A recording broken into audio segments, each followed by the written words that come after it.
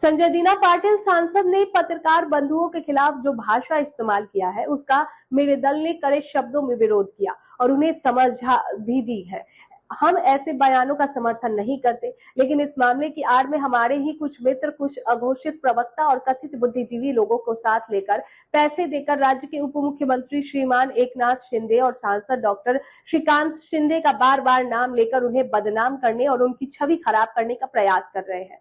18 minute की press conference में 36 बार शिंदे साहब का नाम लिया गया। ये सिर्फ दिखाता है कि उनकी छवि को जानबूझकर नुकसान पहुंचाने की कोशिश की जा रही है। महाराष्ट्र की जनता समझदार है, वो जानती है कि राज्य के हित में एकनाथ शिंदे साहब काम कर रहे हैं और इसके लिए किसी को उन्हें समझाने की जरूरत नहीं है। महाराष्ट्र की अस्मिता, मराठी मानुष और राज्य के हित के लिए एकनाथ शिंदे और शिवसेना हमेशा समर्पित है।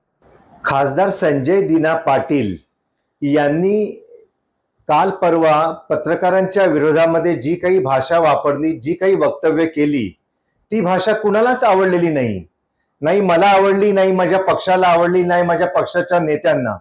प्रत्येकाने तीव्र शब्दामध्ये विरोध दर्शविलेला आहे। पत्रकारांनी सुद्धा अशा ज्या काही व्यक्ती असतात जी अशी अश्लाघ्य भाषा वापरतात त्यांच्यावरती निदान 3 महिने तरी बहिष्कार टाकला पाहिजे, तेवढी हिम्मत ही दाखवलीच पाहिजे। परंतु आपण जर बारकाईने पाहाल तर या विषयाच्या आडून कालपासून एक नवीनच प्रकरण सुरू झालेलं आहे।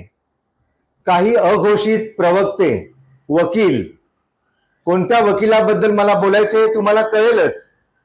हे वकील कालपासून काय सुरू केले त्यांनी, त्यांच्या 18 मिनिटांच्या प्रेस कॉन्फरन्समध्ये त्या वकिलाने 36 वेळा आदरणीय उपमुख्यमंत्री एकनाथ शिंदे यांच्या नावाचा उल्लेख केलेला आहे। त्यांचे बदनामीकारक अशी वक्तव्य केलेली आहेत। त्यांनी स्वतः आदरणीय एकनाथ शिंदे आणि खासदार डॉक्टर शिंदे यांच्या नावाचा उल्लेख केला होता।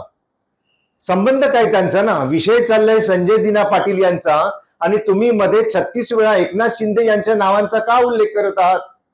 तुम्हाला कोणी काही पाकिटं वगैरे दिलीत का की एकनाथ शिंदे यांची जेवढी जास्तीत जास्त बदनामी होईल अशी आपण करा?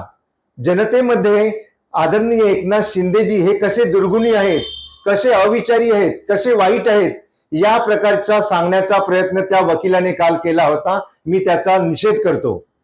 एकनाथ शिंदेजी हे आपल्या कामामुळे जनतेमध्ये लोकप्रिय होत आहेत। त्यांनी मागील 4 वर्षांमध्ये जी काही कामं केली, ज्या काही योजना राबविल्या, जे जनताभिमुख उपक्रम राबविले, त्यामुळेच ते आज जनतेच्या गळ्यातील ताईत झालेले आहेत। आणि या गोष्टी आमच्यापैकीच, आमच्या मित्रांपैकीच काही लोकांना आवडत नाहीयेत।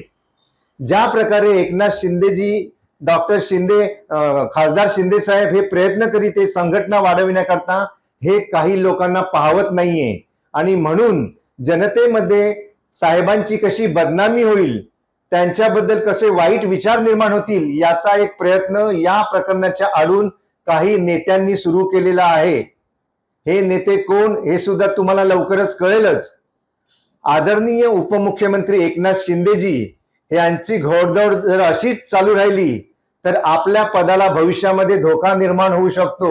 उद्या शिंदे साहेब जनतेच्या आशीर्वादाने पुन्हा मुख्यमंत्री बनू शकतात, ही भीती काही लोकांना सतावित आहे आणि म्हणूनच अशा लोकांना हाताशी धरून शिंदे साहेबांची प्रतिमा मलिन करण्याचा एक कुटील डाव सध्या रचला जात आहे।